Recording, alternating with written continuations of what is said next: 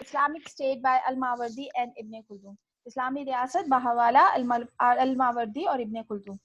میں نے آپ کو پہلے بھی بتایا تھا کہ یاد رکھیے کہ جو اسٹیٹ ہے، جو ریاست ہے، وہ چاہے ویسٹرن اسٹیٹ ہو، ماڈرن اسٹیٹ ہو، کلاسیکل اسٹیٹ ہو یا اسلامک اسٹیٹ ہو، وہ چار بنیادی عناصر پر مبنی ہے جو ہم نے آپ کو شروع میں پڑھائے تھے. تو جب ہم ریاست کا ماڈل پڑھا رہے ہیں، اسٹیٹس ماڈل پڑھا رہے ہیں آپ کو، تو اس بات کا آپ خیال رکھیے کہ اس کے اندر وہ بیسک ایلیمنٹ سب کے ایک جیسے ہی ہوں گے.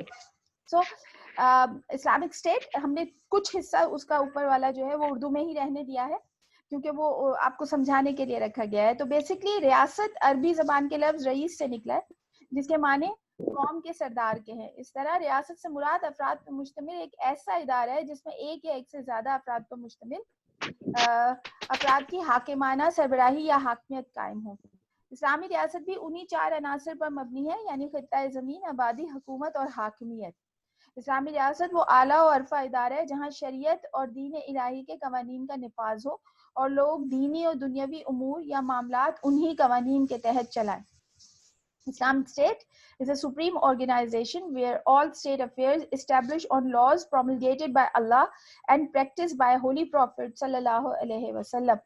دیکھیے اسلامی ریاست میں صرف ایک چیز کا فرق ہے اور وہ ہے حکمرانی کا، یعنی زمین کا جو حصہ ہے وہ ویسے ہی رہے گا، آبادی بھی ویسے ہی رہے گی، حکومت جو ہے وہ اسلامی قوانین کے مطابق قائم کی جائے گی اور اس حکومت کے اندر جو قوانین پر عمل درآمد ہوگا وہ اللہ کی سربراہی یعنی اللہ کی حاکمیت کے مطابق ہوگا.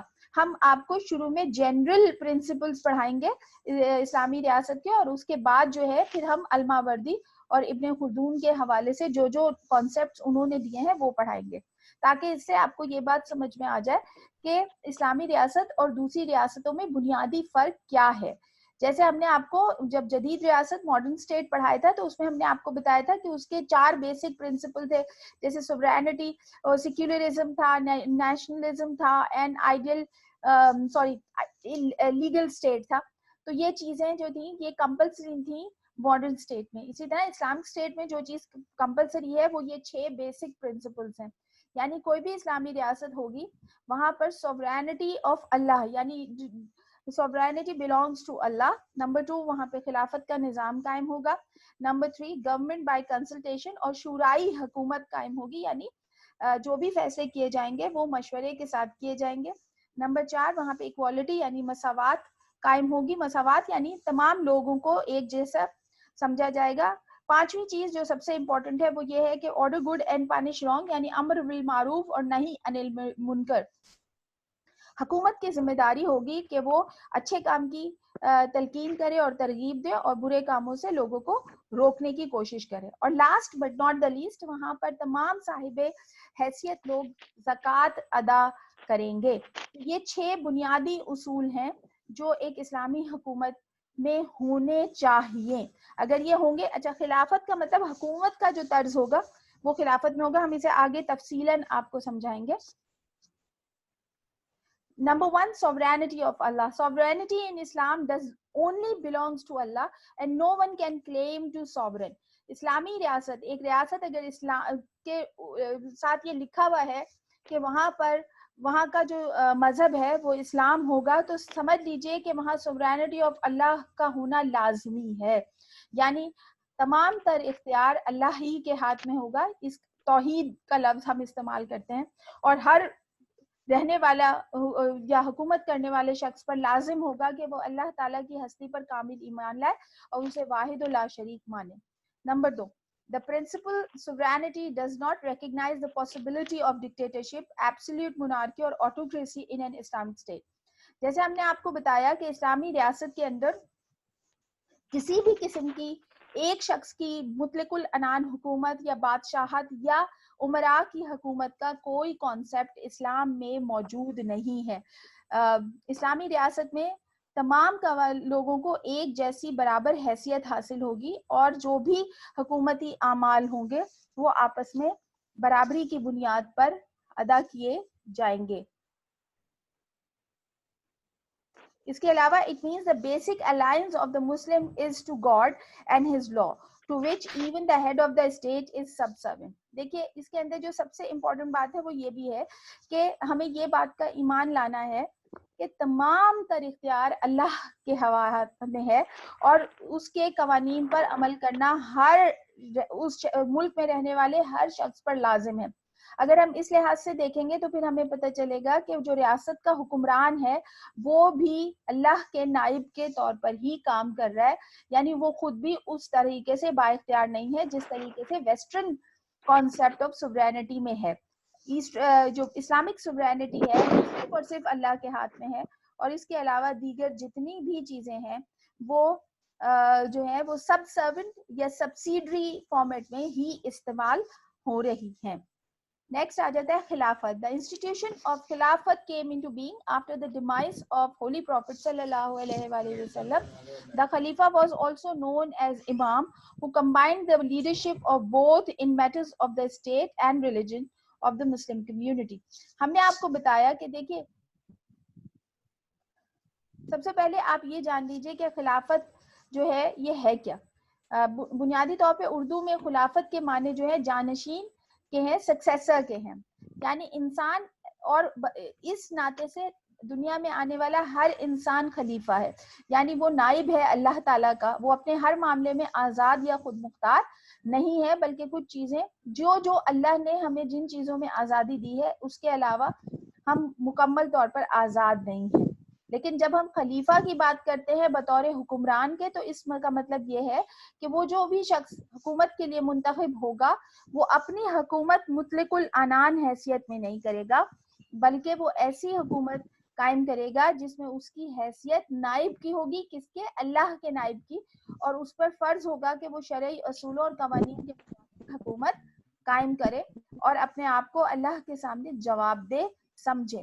یعنی خلافت کے اہل صرف وہی لوگ ہیں جو اللہ اور اس کے رسول کی احکامات کی مکمل پابندی کرتے ہیں.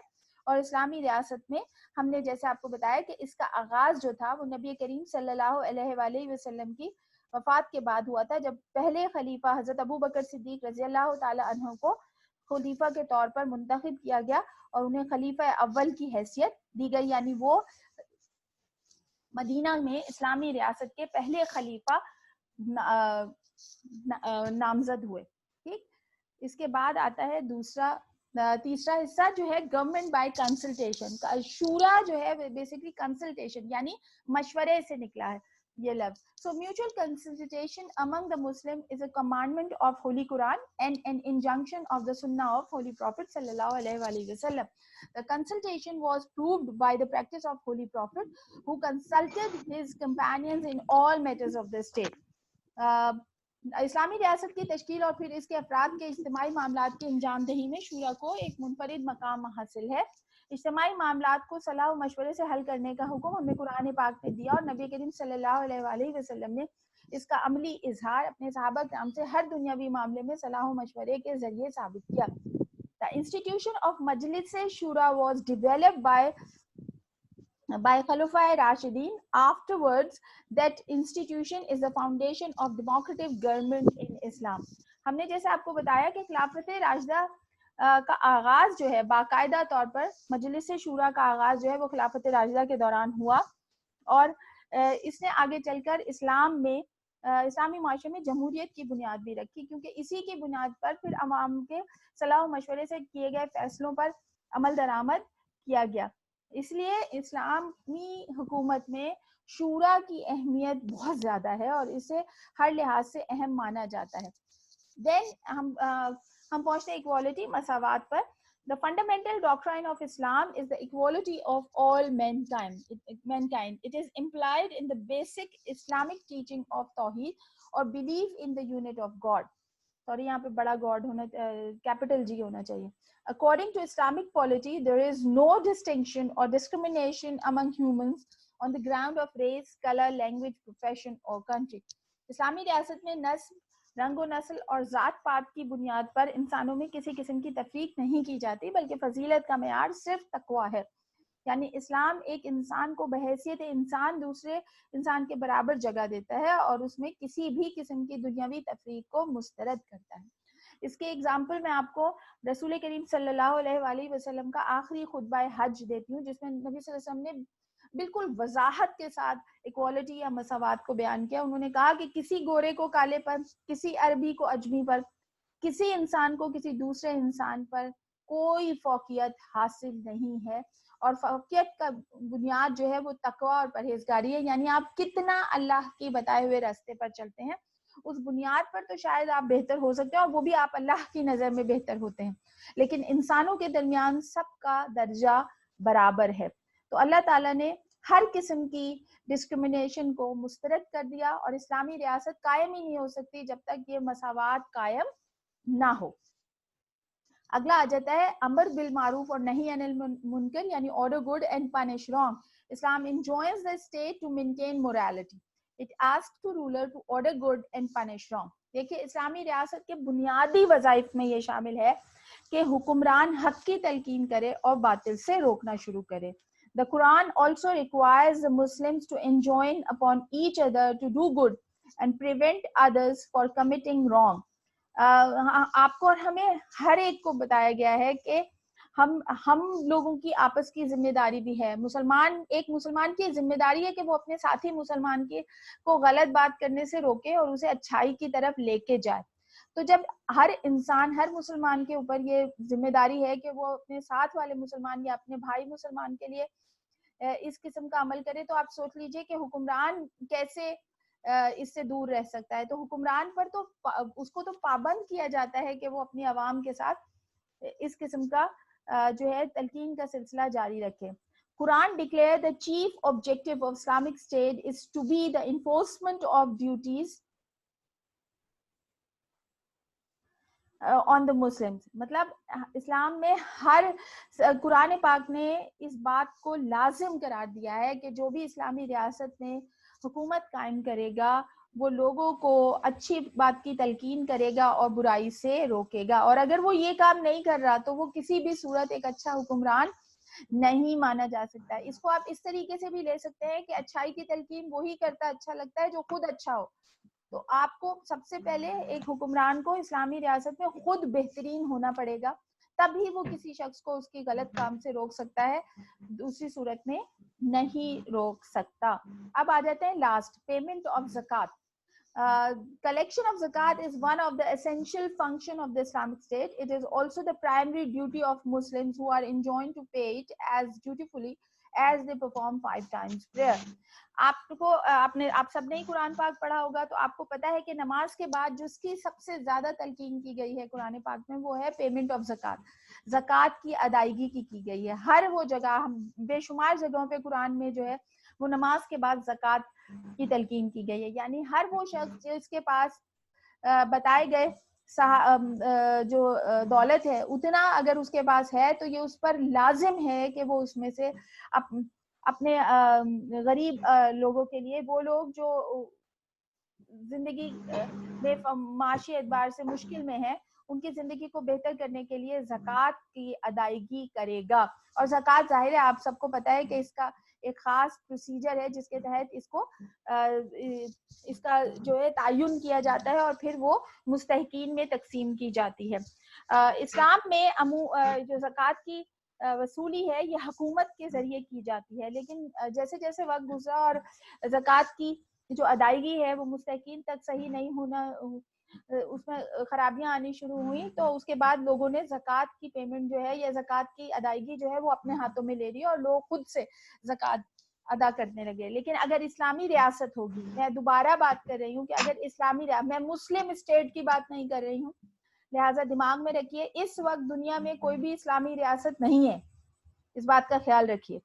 اس وقت جو دنیا میں جتنی بھی ریاستیں ہیں وہ مسلم اسٹیٹس ہیں، یعنی وہاں پر مسلمانوں کی آبادی زیادہ ہے مگر وہاں اسلامی قوانین نافذ نہیں ہیں. اور اس میں سعودی عربیہ کو بھی انکلوڈ کر رہی ہوں، ہم اس پر بات کر سکتے ہیں. اس میں ایران کو بھی شامل کر رہی ہوں اور اس میں افغانستان کو بھی شامل کر رہی ہوں. تو میں آپ کو یہ بتا رہی ہوں کہ دنیا میں جو 59 مسلم کنٹریز ہیں وہ مسلم کنٹریز ہیں، they are not Islamic states. تو وہاں پر اگر دنیا میں کوئی بھی اسلامی ریاست قائم ہوتی ہے تو وہاں پر زکوٰۃ کی وصولی حکومت کرے گی اور حکومت ہی زکوٰۃ کو لوگوں میں تقسیم کرے گی. کیونکہ دنیا میں کہیں بھی اسلامک اسٹیٹ قائم نہیں ہے, مسلم اسٹیٹس ہیں, لہٰذا لوگ زکوٰۃ خود ہی ادا کرتے ہیں. حکومت صرف تعین کرتی ہے کہ اتنی زکوٰۃ ادا کرنی ہے اس سال, اور پھر لوگ اسے اپنی ذاتی چھان بین کے بعد لوگوں کے اندر زکوٰۃ کی تقسیم کرتے ہیں. تو یہ بات, یہ 6 پوائنٹس دماغ میں رکھیے کہ ایک اسلامی ریاست میں سورینٹی یعنی اقتدار اعلیٰ اللہ کے پاس ہوگا. حکومت کرنے والا چاہے وہ کوئی بھی ہے, وہ خلافت یعنی خلیفہ ہوگا, یعنی اللہ کا نائب ہوگا. نمبر 3 کیا تھا؟ ہاں, جو بھی حکومت قائم ہوگی وہ مشورہ یعنی